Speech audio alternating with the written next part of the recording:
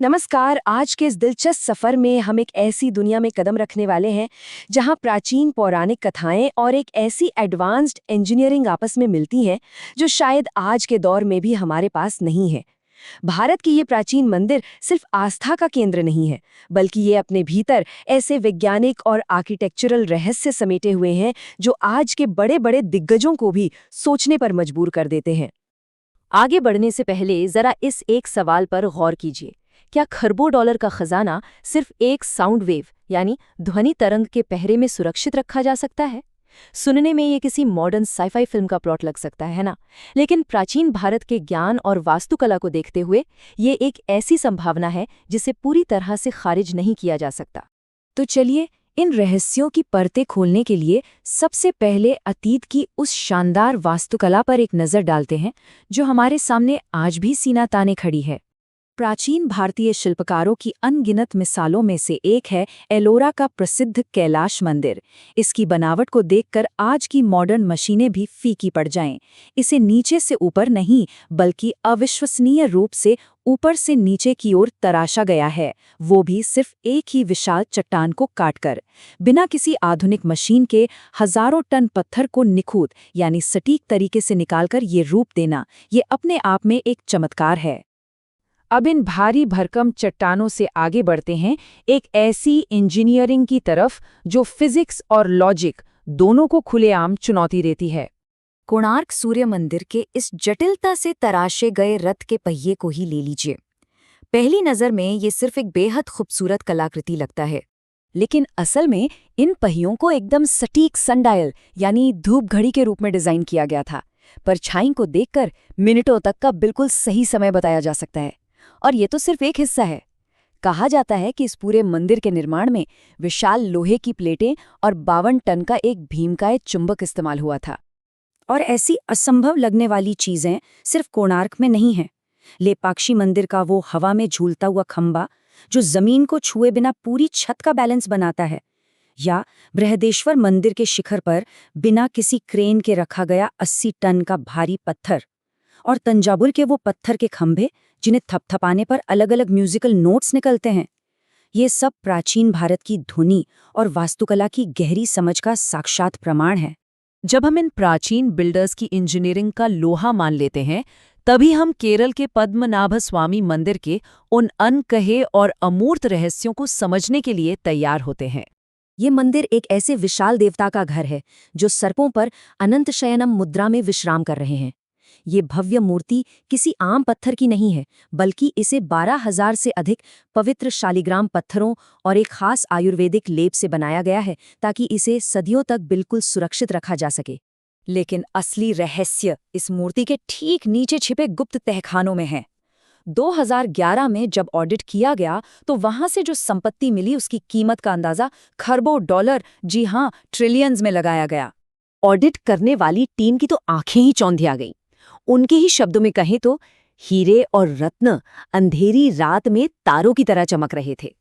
वहां शुद्ध सोने के सिंहासन, 30-30 किलो के सोने के नारियल और हजारों प्राचीन रोमन और नेपोलियन युग के सिक्के मौजूद थे। लेकिन यहाँ एक जबरदस्त ट्विस्ट है। कई सोर्सेज ये इशारा करते हैं कि इन सब में सबसे रहस्यमयी जो वॉल्ट बी है, उसमें कोई भौतिक सोना है ही नहीं। माना जाता है कि बाकी के तहखाने शरीर के निचले 5 चक्रों यानी फिजिकल वेल्थ को दर्शाते हैं, जबकि वॉल्ट बी छठे और 7वें चक्र यानी आध्यात्मिक ऊर्जा का प्रतीक है। ये एक ऐसा ब्रह्मांडीय द्वार है जिसे खोलने के लिए अत्यधिक आध्यात्मिक परिपक्वता चाहिए। तो आखिर इस वॉल्ट बी की सुरक्षा कैसे की गई है? यहीं पर एक पौराणिक श्राप की कहानी एक खो चुके तकनीकी विज्ञान में बदल जाती है।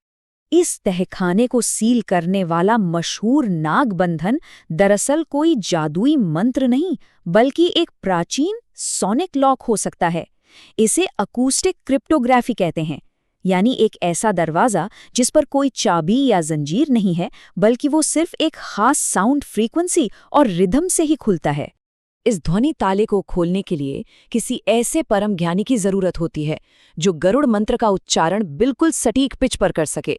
ये मंत्र ही इस ताले का अकूस्टिक पासवर्ड है। अगर ध्वनि की तरंगों में जरा सी भी चूक हुई तो कहा जाता है कि ये ताला हमेशा हमेशा के लिए जैम हो सकता है। अब यहाँ थोड़ा ठहर कर हमेशा के लिए सील हो चुके इस दरवाजे के सबसे बड़े मिथक को तोड़ते हैं। ऐतिहासिक रिकॉर्ड्स और रिपोर्ट्स बिल्कुल अलग ही कहानी बयां करते हैं। आपको जानकर हैरानी होगी कि वॉल्ट बी पिछली एक सदी में कम से कम 7 बार खोला जा चुका है। 1931 के भयंकर अकाल के दौरान इसे कुल्हाड़ियों से खोला गया था। फिर 1990 और 2002 में भी इसे कई बार खोला गया। तो फिर ये कभी ना खुलने वाले दरवाजे की बात कहाँ से आई? असल में खजाने की रक्षा करने वाला असली ताला कोई जादू नहीं, बल्कि एक कमाल का पॉलिटिकल मास्टर स्ट्रोक था।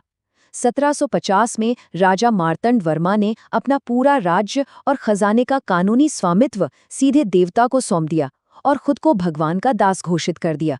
इस एक भावनात्मक और कानूनी दाव ने खजाने को बाहरी हमलों और लालच से पूरी तरह सुरक्षित कर दिया। इसी बात पर लंबी कानूनी लड़ाई भी चली। एक तरफ त्रावणकोर का शाही परिवार खुद को देवता की निजता का रक्षक मानता है, वहीं 2020 में सुप्रीम कोर्ट ने एक ऐतिहासिक फैसला सुनाते हुए शाही परिवार के शैबेद अधिकारों को मान्यता दी।